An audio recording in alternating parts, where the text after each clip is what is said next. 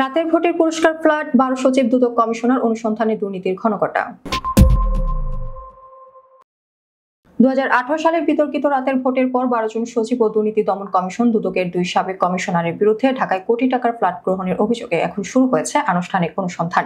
একসময় যারা রাষ্ট্রীয় প্রশাসনের চূড়ায় বসেছিলেন তারা আজই নিজেই দুর্নীতির কেন্দ্রবিন্দুতে। দুদক ইতিমধ্যে একটি তদন্ত কমিটি গঠন করেছে। সহকারী পরিচালক আলামিনের নেতৃত্বে গঠিত 2 সদস্যের দল চাঞ্চল্যকর মামলার অনুসন্ধান চালাচ্ছে। অভিযুক্তদের তালিকায় রয়েছেন সাবেক দুদক কমিশনার মোজাম্মেল হক ও জহুরুল হক, সঙ্গে আছেন সাবেক সচিব ইউনুসুর রহমান, এম এ কাদের সরকার, আসলাম আলম, আক্তারি মমতাজ, সিরাজুল হক খান সহ আরো অনেকে।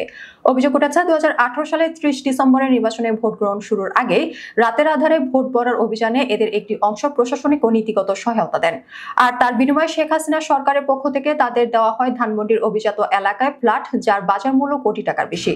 গণপূর্ত অধিদপ্তরের মাধ্যমে বরাদ্দ দেওয়া এসব ফ্ল্যাটের প্রকল্পে শত শত কোটি টাকা খরচ হলেও এর নীতিগত স্বচ্ছতা ছিল না বলে প্রাথমিক তদন্তে উঠে এসেছে।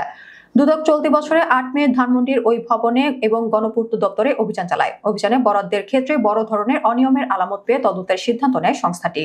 বিশ্লেষকরা বলছেন এই ঘটনা আরো একবার প্রমাণ করে 2018 সালের নির্বাচন শুধু ভোট ডাকাতি নয়, বরং তা ছিল একটি বাণিজ্যিক প্রকল্প। ভোটের বিনিময়ে পুরস্কার বিতরণ, প্রশাসনিক আনুগত্যের বিনিময়ে রাষ্ট্রীয় সম্পদ হস্তান্তর, এই চক্র দীর্ঘদিন ধরেই অব্যাহত ছিল।